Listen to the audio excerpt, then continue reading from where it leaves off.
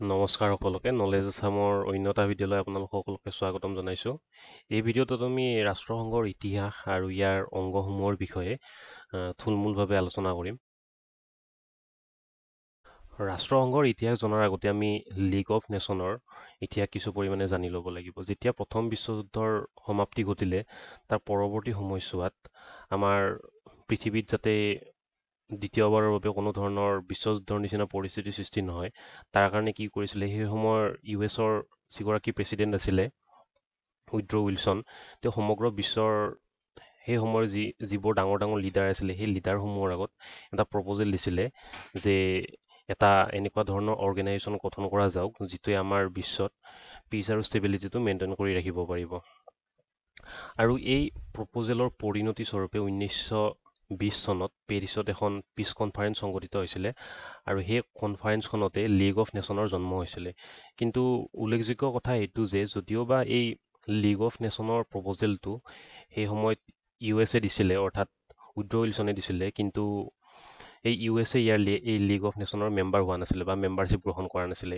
ইয়াৰ কাৰণ এইটো হৈছিলে যে সেই সময়ত তেওঁলোকৰ যি কংগ্ৰেছ আছিলে সেই কংগ্ৰেছত এই লীগ অফ নেশ্যনত জইন কৰা যিখন বিল আছিলে সেই বিলখন পাছ হোৱা নাছিলে।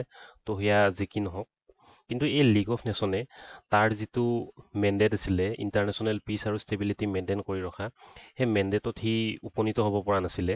জাপান এই লীগ অফ নেশ্যনৰ এখন উল্লেখযোগ্য মেম্বাৰ আছিলে। তো জাপানে কি কৰিছিলে, প্ৰথম বিশ্বযুদ্ধৰ পৰৱৰ্তী সময়ছোৱাত অৰ্থাৎ 20ৰ দশকত কি কৰিলে, চাইনাৰ যিটো মানচুৰিয়া ৰিজন সেই ৰিজনটোত ইনভেজন চলালে। সেই সময়ৰ লীগ অফ নেশ্যনৰ যিবোৰ ডাঙৰ ডাঙৰ ৱৰ্ল্ড লিডাৰ আছিলে সেই লিডাৰসমূহে জাপানৰ এই কাৰ্যক বাৰুকৈ তিৰস্কাৰ কৰিলে আৰু জাপানক নিজৰ পূৰ্বৰ স্থিতিত ঘূৰি আহিবৰ কাৰণে তেওঁলোকে প্ৰপ'জেল দাঙি ধৰিছিলে লীগ অফ নেশ্যনত, কিন্তু জাপানে এই লীগ অফ নেশ্যনৰ এই চৰ্ত মানি লোৱা নাছিলে।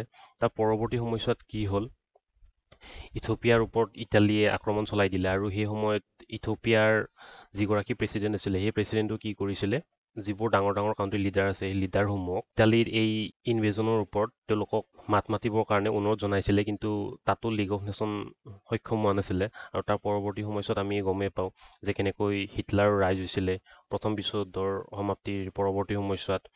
আৰু হিটলাৰৰ যিটো এক্সপানশ্যনিষ্ট পলিচি সেই পলিচিৰ ফলস্বৰূপে কি হৈছিলে, সমগ্ৰ বিশ্বতে দ্বিতীয়বাৰৰ বাবে এখন বিশ্বযুদ্ধৰ সৃষ্টি হৈছিলে। তো এইখিনিৰ পৰা আমি লীগ অফ নেশ্যনৰ যিটো মাণ্ডেট আছিলে সেই মাণ্ডেটত ঠিক কেনেকৈ ফেইলাৰ হৈছিলে সেই সম্পৰ্কে আমি এটা আভাস পালোঁ। যেতিয়া এই দ্বিতীয় বিশ্বযুদ্ধ চলি আহিছিলে সেই বিশ্বযুদ্ধ চলি থকা সময়তে সেই সময়ৰ UKৰ যিগৰাকী PM আছিলে আৰু US-ৰ প্ৰেছিডেণ্ট ৰুজভল্ট আৰু চাৰ্চিল, তেওঁলোকে কি কৰিলে, পৰৱৰ্তী সময়ত যাতে আকৌ বিশ্বযুদ্ধৰ নিচিনা পৰিস্থিতিৰ সৃষ্টি নহয়, অৰ্থাৎ তেওঁলোকে এই লীগ অফ নেশ্যন গঠন কৰাৰ আগতে যি সংকল্প লৈ লীগ অফ নেশ্যন ফৰ্মেশ্যন কৰিছিলে সেই সংকল্পটো তেওঁলোকে পুনৰ লৈছিলে যে পৰৱৰ্তী সময়ছোৱাত যাতে কোনো ধৰণৰ বিশ্বযুদ্ধ সংঘটিত নহয়, তাৰ কাৰণে এটা লীগ অফ নেশ্যনৰ তুলনাত বা তাৰ কম্পেৰিজনত ষ্ট্ৰং এটা ইণ্টাৰ গভৰ্ণমেণ্টেল অৰ্গেনাইজেশ্যনৰ খুবেই প্ৰয়োজন। বৰ্তমানৰ আমাৰ যি ইউনাইটেড নেশ্যন সেই ইউনাইটেড নেশ্যন গঠনৰ যিটো প্ৰথম পদক্ষেপ আছিলে সেই পদক্ষেপটো সম্পাদিত হৈছিলে 1941 চনত। ক্ষমা কৰিব, ইয়াতে চনটো ভুল হৈ আছে। 1941 চনত ৰুজভল্ট আৰু চাৰ্চিলে কি কৰিছিলে, এখন ইণ্টাৰ এলাইড কনফাৰেন্স গঠন কৰিছিলে। তো তাৰ পৰৱৰ্তী সময়ত অৰ্থাৎ সেই 1941 চনৰে আগষ্ট মাহত কি কৰিলে, ৰুজভল্ট আৰু চাৰ্চিলে এখন চাৰ্টাৰ এখন ড্ৰাফ্ট কৰিলে, অৰ্থাৎ ফৰ্মুলেট কৰিলে, আৰু সেই চাৰ্টাৰখনক নাম দিছিলে এটলাণ্টিক চাৰ্টাৰ বুলি। আৰু এই এটলাণ্টিক চাৰ্টাৰত পৰৱৰ্তী সময়ত যিটো অৰ্গেনাইজেশ্যন গঠন কৰা হ'ব পিচ আৰু ষ্টেবিলিটি মেইনটেইন কৰাৰ কাৰণে, তাৰ মাণ্ডেট কি হ'ব, কেনেকুৱাকৈ ফাংচন কৰিব, সেই সম্পৰ্কে কি কৰা হৈছিলে, এখন ফ্ৰেমৱৰ্ক গঠন কৰা হৈছিলে। তাৰ পৰৱৰ্তী সময়ছোৱাত কি হ'ল, ৰুজভল্ট আৰু চাৰ্চিলে হোৱাইট হাউচত তেওঁলোক লগ হৈ তেওঁলোকে কি কৰিলে, যি এটলাণ্টিক চাৰ্টাৰ গঠন কৰিছিলে এই চাৰ্টাৰখনত মানে ইন ফিউচাৰ কেনেকুৱা ধৰণৰ আৰু ৰিফৰ্ম কৰিব পাৰি সেই সম্পৰ্কে তেওঁলোকে আলোচনা কৰিছিলে। আৰু এই কনফাৰেন্সখনক তেওঁলোকে নাম দিছিলে আৰ্কেডিয়া কনফাৰেন্স বুলি। আৰু এই মিটিঙতে কি কৰিছিলে, ৰুজভল্টে যিটো অৰ্গেনাইজেশ্যন গঠন কৰা হ'ব, অৰ্থাৎ এই চাৰ্টাৰত যিটো অৰ্গেনাইজেশ্যনৰ ফ্ৰেমৱৰ্ক তেওঁলোকে ড্ৰাফ্ট কৰিছিলে সেই অৰ্গেনাইজেশ্যনটোৰ নাম ইউনাইটেড নেশ্যন হ'ব বুলি ৰুজভল্টে কি কৰিছিলে, গোটেই বিশ্বৰ আগতে ঘোষণা কৰিছিলে। আৰু ইয়াতে এটা ইণ্টাৰেষ্টিং কথা আছে, যেতিয়া ৰুজভল্টে এইটো ঘোষণা কৰিলে, ঘোষণা কৰি হোৱাইট হাউচৰ ভিতৰত ঘোষণা কৰি উঠি যেতিয়া তেওঁ চাৰ্চিলক এই বাৰ্তাটো দিবৰ কাৰণে তেওঁ ৰুমত গৈছিলে, চাৰ্চিল সেই সময়ত উলংগ অৱস্থাত আছিলে, তেওঁ গা ধুই আছিলে। এইটো এটা ইণ্টাৰেষ্টিং ফেক্ট হয়, সেইকাৰণে আপোনালোকক জনালোঁ। তাৰ পৰৱৰ্তী সময়ত কি হ'ল, মস্কোত এখন ডিক্লাৰেশ্যন হ'ল। তাত সেই সময়ৰ USSRৰ যিগৰাকী লিডাৰ আছিলে ষ্টেলিন, তেওঁ তাত মিলিত হ'ল। কিন্তু এইখিনিলৈকে কি কৰা হৈছিলে, ফ্ৰান্সক এই যিটো অৰ্গেনাইজেশ্যন গঠন কৰা হ'ব তাত ইনক্লুড কৰা হোৱা নাছিলে। তো এই ষ্টেলিনৰ পৰামৰ্শ অনুসৰি কি কৰা হৈছিলে, পৰৱৰ্তী সময়ত যিখন কনফাৰেঞ্চ হৈছিলে তেহৰাণত, তাত কি কৰা হ'ল, ফ্ৰান্সকো ইনক্লুড কৰা হ'ল। যেতিয়া বিশ্বযুদ্ধ প্ৰায় সমাপ্তিৰ দিশে আগবাঢ়িব ধৰিলে, সেই সময়ত অৰ্থাৎ 1945 25 এপ্ৰিলত পোনপ্ৰথমবাৰৰ বাবে সমগ্ৰ বিশ্ববাসীৰ আগত ইউনাইটেড নেশ্যন নামৰ সংস্থাটো, যিটো আমি বৰ্তমানে জানো যিটো ৰূপত, সেইটো ৰূপত তাৰ আৱিৰ্ভাৱ ঘটিলে। আৰু তাৰ কাৰণে যিখন কনফাৰেঞ্চ গঠিত কৰা হৈছিলে, অৰ্থাৎ যিখন কনফাৰেঞ্চত এই সন্দৰ্ভত ঘোষিত কৰা হৈছিলে, সেই কনফাৰেঞ্চখন সেই সময়ৰ যি ছান ফ্ৰান্সিস্কো হৈছিলে তাত সম্পাদিত হৈছিলে। প্ৰায় 50খন মেম্বাৰে কি কৰিছিলে, অৰ্থাৎ প্ৰায় 50খন মেম্বাৰ কাউণ্ট্ৰিয়ে এই চুক্তিখনক ৰেটিফাই কৰিছিলে। তাৰোপৰি তাত বিভিন্ন ধৰণৰ নন গভাৰ্ণমেণ্টেল অৰ্গেনাইজেশ্যনো আছিলে। আৰু এই ৰেটিফিকেশ্যনৰ কিছুদিন পিছতে, অৰ্থাৎ সেই বছৰৰে 24 অক্টোবৰ তাৰিখে অফিচিয়েলি ইউনাইটেড নেশ্যন আমাৰ বিশ্ববাসীৰ আগত আহি পৰিলে। যেতিয়া এই united nation as a body বিশ্ববাসীৰ আগত এপিয়াৰ হ'ল, সেই সময়ত কি কৰা হৈছিলে, এই ইউনাইটেড নেশ্যনৰ সেই সময়ৰ যি 5খন ছুপাৰ পাৱাৰ আছিলে, অৰ্থাৎ UK, USA, ফ্ৰান্স, তাৰোপৰি USSR আৰু চাইনা, এই 5খন মেম্বাৰে কি কৰিছিলে, যিখন ছিকিউৰিটি কাউঞ্চিল গঠন কৰা হ'ব, বা যিখন ছিকিউৰিটি কাউঞ্চিল গঠন কৰা হৈছিলে, সেই ছিকিউৰিটি কাউঞ্চিলখনৰ 5খন পাৰ্মানেণ্ট ছিট গঠন কৰা হৈছিলে। আৰু এই 5খন ছুপাৰ পাৱাৰে কি কৰিছিলে, পাৰ্মানেণ্ট মেম্বাৰশ্বিপৰ পদবীকেইটা তেওঁলোকে গ্ৰহণ কৰিছিলে। আৰু তাৰ পৰৱৰ্তী সময়ত পুনৰ 46খন ৰাষ্ট্ৰ তাৰ লগত, অৰ্থাৎ ইউনাইটেড নেশ্যনৰ লগত যুক্ত হ'ল। আৰু পোনপ্ৰথমবাৰৰ বাবে কি কৰা হৈছিলে, যিগৰাকী ইউনাইটেড নেশ্যনৰ ছেক্ৰেটাৰী জেনেৰেল নিৰ্বাচিত কৰা হৈছিলে কাক, সেই সময়ৰ নৰৱেৰ যিগৰাকী ফৰেইন মিনিষ্টাৰ আছিলে, টাৰ্গি ফ্লাই, ইয়াত প্ৰনাউন্সিয়েশ্যনটো মোৰ ভুল হ'ব পাৰে, ক্ষমা কৰি দিব। তো তেওঁক পোনপ্ৰথমবাৰৰ বাবে কি কৰা হৈছিলে, ইউনাইটেড নেশ্যনৰ ছেক্ৰেটাৰী জেনেৰেল হিচাপত ইলেক্ট কৰা হৈছিলে। আৰু এইখিনিত আপোনালোকক জনাই থৈ দিওঁ, বৰ্তমানৰ যিগৰাকী ইউনাইটেড নেশ্যনৰ ছেক্ৰেটাৰী হয়, তেওঁৰ নাম হৈছে এণ্টনিঅ' গুটেৰেক। এতিয়া আমি আহিছোঁ ষ্ট্ৰাকচাৰলৈকে। সাধাৰণতে ইউনাইটেড নেশ্যনৰ যিটো মেইন ষ্ট্ৰাকচাৰ, সেই ষ্ট্ৰাকচাৰটোত 6টা মেইন বডি আছে। এই 6টা মেইন বডিৰ ইউনাইটেড নেশ্যন ট্ৰাষ্টিশ্বিপ বোলা, সেইটো 1994 চনত এবলিছ কৰা হৈছিলে।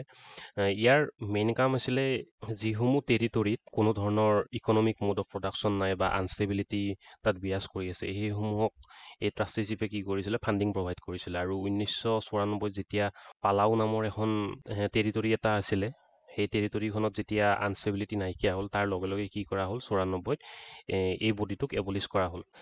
তাৰোপৰি বাকী বডিকেইটা হৈছে জেনেৰেল এছেম্বলি, ছিকিউৰিটি কাউঞ্চিল, তাৰপিছত আছে ইকনমিক এণ্ড ছ'চিয়েল কাউঞ্চিল, তাৰপিছত ইণ্টাৰনেশ্যনেল কোৰ্ট অফ জাষ্টিছ, তাৰপিছত আছে ইউনাইটেড নেশ্যন ছেক্ৰেটেৰিয়েট।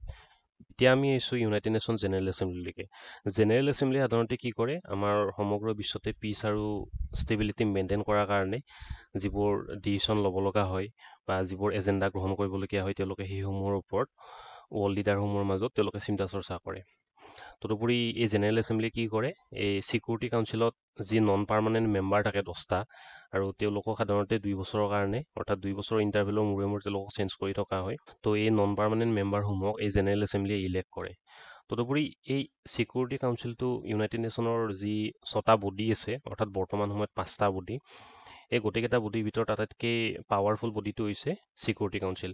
এই ছিকিউৰিটি কাউঞ্চিলৰ যি পাৰ্মানেণ্ট মেম্বাৰ আছে 5টা, অলপ আগতে আপোনালোকক ক'লোৱেই, এই মেম্বাৰসমূহৰ ওচৰত এটা ভেটো পাৱাৰ আছে। অৰ্থাৎ যেতিয়া কোনো ধৰণৰ ৱৰ্ল্ড ইছ্যুৰ বিষয়ে তাত ডিছকাছ কৰা হ'ব, ধৰি ল'লোঁ কোনো এখন কাউণ্ট্ৰিৰ এগেইনষ্টত কোনো ধৰণৰ চেংচন ল'ব লগা হ'ল, তো এই মেটাৰসমূহ কি কৰা হয়, সাধাৰণতে ইয়াতে ডিল কৰা হয়। আৰু যদিহে কোনো মেম্বাৰে তাত ভেটো এপ্লাই কৰে, তেতিয়াহ'লে সেই টপিকটো পৰৱৰ্তী সময়ছোৱাত তাত ডিছকাছ হ'ব নোৱাৰে।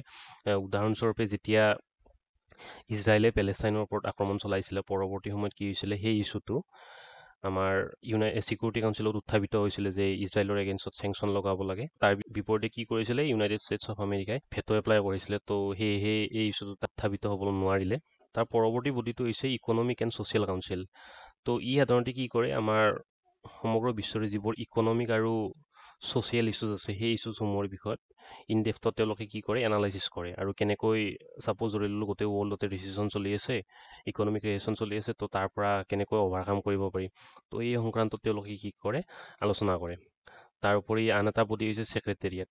ছেক্ৰেটেৰিয়েটে সাধাৰণতে কি কৰে আমাৰ ভাৰতবৰ্ষৰ ক্ষেত্ৰতে ছাপ'জ ধৰি ল'লোঁ আমাৰ যি ছেক্ৰেটেৰিয়েট আছে সেই ছেক্ৰেটেৰিয়েটসমূহে কি কৰে আমাৰ যি মিনিষ্টাৰসমূহ থাকে বা মেম্বাৰ অফ পাৰ্লিয়ামেণ্ট থাকে তেওঁলোকক কি কৰে বিভিন্ন ধৰণৰ কাৰ্যত সহায় সহযোগিতা আগবঢ়ায়। ত' ছেক্ৰেটেৰিয়েটৰ মেইন কাম সেইটোৱে।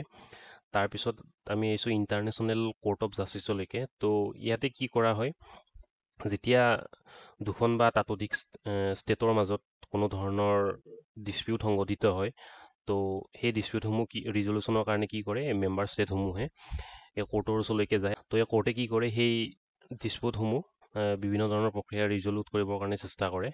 আৰু ট্ৰাষ্টিশ্বিপৰ কথা ক'লে ট্ৰাষ্টিশ্বিপটো এবলিছ কৰি দিয়া হৈছিল 1994 চনত। ইয়াৰ উপৰি ইউনাইটেড নেশ্যনৰ 15টা স্পেচিয়েলাইজ এজেঞ্চি আছে। উদাহৰণস্বৰূপে ইউনেস্ক' হওক, হু হওক, WTO হওক।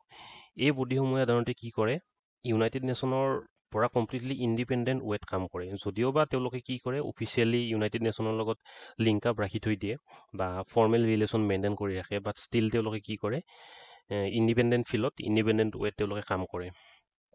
ত' আজিলৈ ইমানখিনি আছিলে। এতিয়া আপোনালোকলৈ এটা কুৱেশ্যন এৰিব বিচাৰিছোঁ যে ইউনাইটেড নেশ্যনৰ ছিকিউৰিটি কাউন্সিলৰ যি নন পাৰ্মানেণ্ট মেম্বাৰশ্বিপ আছে সেই মেম্বাৰশ্বিপ সাধাৰণতে কেইবছৰৰ কাৰণে প্ৰভাইড কৰা হয়? অপশ্যন হৈছে 2, 3, 5, 10। ইয়াৰ এনচাৰটো আপোনালোকে কমেণ্ট বক্সৰ দ্বাৰা আমাক মেনশ্যন কৰিব পাৰে। ত' যদিহে ভিডিঅ'টো ভাল লাগিছে তেতিয়াহ'লে লাইক, শ্বেয়াৰ আৰু ছাবস্ক্ৰাইব কৰি দিব। ত' আজিলৈ ইমানখিনি আছিলে। নেক্সট আমি পৰৱৰ্তী ভিডিঅ'ত আকৌ লগ পাম। ধন্যবাদ।